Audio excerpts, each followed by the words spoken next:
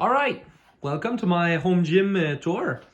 I'm from Quebec, Canada, and I've started my home gym in March of 2020, and I wanted to basically show you everything I've managed to get since the pandemic started. I've basically had a project of making myself the best gym that I could with a budget of $0, which I managed to do. I saw a video from Coop from Garage Gym Reviews, and which talked about how to make a very cheap gym.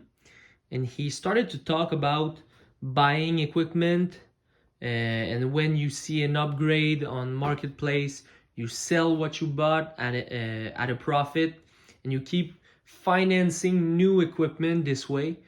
And I kept doing this, upgrading, getting better equipment, to the point where I managed to even make a profit off of this, which allowed me to buy new equipment. So keep that in mind. I didn't spend any money on this gym. I spent only time, which I did spend a lot of time. This is a great way to build a gym with a small budget, but if you don't have the time, you can't do it. You need to be committed, which I was. So I'm gonna show you everything I've got. Basically, what you're seeing since the beginning of the video is the Bells of Steel yoke, obviously from Bells of Steel. It's not like the most durable, well, not durable, it's not like the best quality yoke there is. It scratches pretty easily. As you can see, there's some scratches already. I've got it like since like 2 months, but I mean, that's to be expected since it cost very little money. It was very cheap, but it does the job. It's about 135 pounds. I also have the lever arm attachments, which are super versatile. Once again, they're fairly bad quality lever arms, to be honest, but they get the job done. I can do some things that I would never be able to do without them, like simulating some machine movements. I can basically do bench press like here.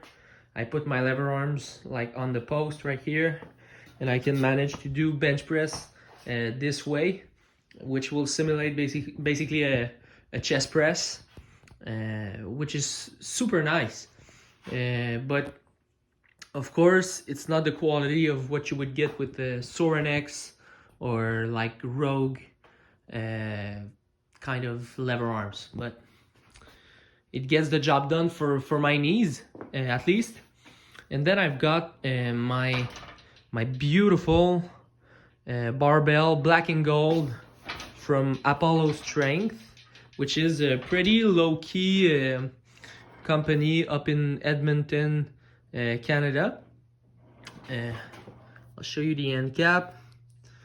So if you're from Canada, I recommend you check them out. They make really cool barbells. They have a lot of like special limited edition barbells. So if you're from Canada, I encourage you check them out, since they aren't that known, and they have pretty good prices. This barbell is Cerakote shaft, gold titanium sleeves. There's like a rubber thingy here to protect the bar when you either drop your empty barbell, but I don't recommend you do that, but it's there anyways. And then you have I believe it's 8 needle bearings per sleeve, but I'm not 100% sure. But it's a great barbell. I recommend this bar 100%. And then there's my gorgeous Iron Master Superbench Pro, which in my opinion is one of the best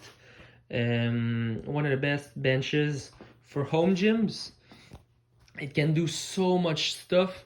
I mean, it's not just like this you can remove, by the way. It makes like a flat bench. It's 17 inches off the ground, which is powerlifting standard. And then you have tons of attachments. It's super adjustable. I believe there's like 11 different adjustments for angles, which is great. And then there's wheels. You can basically like move it around. So I'm extremely satisfied with the Iron Master Superbench Pro. And if you're looking for an adjustable bench that doesn't have a gap, it's fairly comfortable, it's powerlifting standard, I mean, this is the one. And then there's the regular version, which is great also, but can be less comfortable for benching, but still it's a great bench. So that's it for this section. And then there's my little step for doing plyometric training or agility training. There's some chalk for heavy deadlifts, a 40-pound slam ball, a 10-pound med ball right here, and a 100-pound sandbag from Bell of Steel. So that's it. And then there's my favorite piece. Basically because of the price that I got it at, I paid like $220 Canadian, which is like ridiculous. I mean, it's super cheap, and it's a really good like little lat pull down low row machine, but it functions like really well. I've used other lat pull down machines, plate loadable, like the Northern Lights version, but I mean, it doesn't even compare. So I'm extremely glad with this purchase, and I'll be keeping this one for a long time. And then there's my Northern Lights hyperextension, which is adjustable. It's 45 degrees, and I really like this one for like posterior chain training, hamstring and glute training. I mean, it's really important for me to train those areas, and being able to do it with a greater amount of stability than you would have with like a Romanian deadlift or these types of exercises, I believe is really great. And obviously you get the benefit of training your erector of your back, which is great also. And then there's my leg extension attachment for the Iron Master Superbench, my crash pads, which are a must for like not annoying your like neighbors, especially if you're like in an apartment. Fortunately, I'm not in an apartment, but I will be soon, and I will be moving this whole gym, and better be sure that these are gonna come in handy. So that's why I bought these, because it can make deadlifting basically possible when you're in an apartment. And Olympic weightlifting, it basically makes it a lot easier to drop Olympic weightlifting movements, like basically clean and jerk, snatches, those types of things. Without them, it's pretty hard to drop. It's not hard to drop, but it can be a little risky if you catch my drift. And then there's my wonderful dumbbell rack, which I love. It's from 5 pounds to 75 pounds. This one cost me a lot of money, but I basically first bought some iron dumbbells, which went to about 60 pounds, and then the COVID hit, and the price went up, so I sold mine and managed to get to get those while the gyms were open and the prices were coming down. So I basically took advantage of the price variation of dumbbells and these things while the gyms were open or closed. So that's how I got these, but these were a great purchase. Of course, it does take a lot of space, and in my apartment it's gonna be pretty hard to have those, but fortunately I'm at the ground floor, so I guess that's a little less worrying. But still, these were a great purchase. I understand the need for adjustable dumbbells, but to me it just doesn't feel the same, so that's why I wanted to buy these. But then when you get over 75 pounds, then it gets like super crazy expensive, so that's why I bought these little adjustable dumbbells, which, as I said, don't feel the same, but they get the job done. When I want to basically use heavier than 75 pounds for like dumbbell presses or like rowing exercises, then it can be pretty useful. But I don't frequently use them. I use them like once in a while, but I usually do like incline work to basically be able to use the dumbbells that I already have, because I don't really like using those. But yeah, that's it. And then I got my easy curl bar to get those good biceps. And then there's my cable attachments. I've got easy curl, some rope, V attachment. I'm not sure what that one's called. Straight bar. So yeah, that's about it. And then I've got my bumpers, my bumper plates. I've got some 45, 35s, 25s, and 15s. I use those when I deadlift, and then I use some iron cast weights when I want to basically go a little heavier. So I've got tons of iron cast plates. This one's a little like chalked up. That annoys me. So here we go. So yeah, I've got like 2 pairs of 45s, 2 pairs of 10s, 2 pairs of 25s, 2 pairs of basically everything except 35s, because like nobody really uses 35-pound plates. At least I hope nobody does, because that's like pretty weird. But and then there's my barbells. I've got a 45-pound York barbell, which is like 20 years old, like about as old as I am. So it's got some history. I basically use it as a beater bar, but it's a pretty good bar. New, it used to cost about 450 dollars Canadian. It's got center knurling, but basically I only use it as a beater bar because it's like really old, so it's still fairly I wouldn't say damaged, but it's like all scratched up and everything. So I decided to use that one as a beater bar, but still it's a fairly good bar.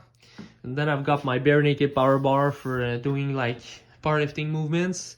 It's a great bar. I really recommend this one. I know Bells of Steel doesn't make like the best equipment when it comes like to the rack and lever arms, but for this barbell I couldn't recommend it more. It has really great knurling, like fairly aggressive knurling. I'm not like a barbell guru, but I definitely know what a good barbell feels like, and this is it. So very happy with this one. Then I've got a hex bar for like adding some variation to my training.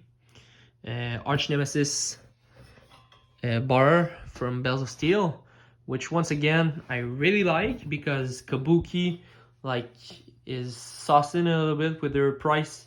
I mean, it's goddamn expensive to buy a Kabuki I don't know, it's Cadillac bar, I believe. It's super duper expensive.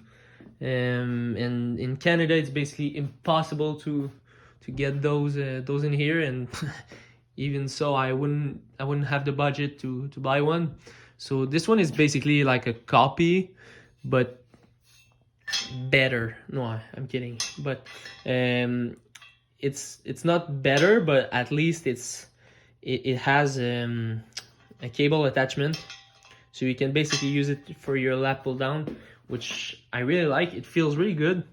I did use it as a lat pull down attachment, and basically I think I've used it more as a lat pull down attachment than I've used it like as a bench press bar. So if that tells you something, then yeah, I'm really glad I did this buy. It's definitely worth it in my opinion. So yeah, great purchase. And then there's my bands. I've got all sorts of bands for stretching, mobility, not mobility, but like warm up sets. I basically always do some band work. And then there's my adjustable kettlebell, which I really like because it's knurled, which is great. I love knurled things. And then there's my what is this? Is a arm blaster, I believe. And then there's my belts, my straps and wraps, and like fractional plates, which are super cool. You have like bells of steel, like logo. It's like half a pound, which is like ridiculously light. But I have 8 of these, so I can basically stack them up. Got my clips, so I'm fairly happy with everything I've managed to get with basically no budget. Oh yeah, and I've got my trusty Viking press attachment. Of course, I've got a landmine. Got some stuff in here. I'm gonna show you. So here is my other stuff. I've got more attachments for this, but I won't show you everything for now. Well, actually, I can show you. Here's the preacher curl attachment. And then I've got my battle ropes in here. I don't know if you can see. Here's my battle ropes. Well, now you've officially seen everything. Well, not everything. Here's the rubber mats I'm using. It's basically 30mm rolls.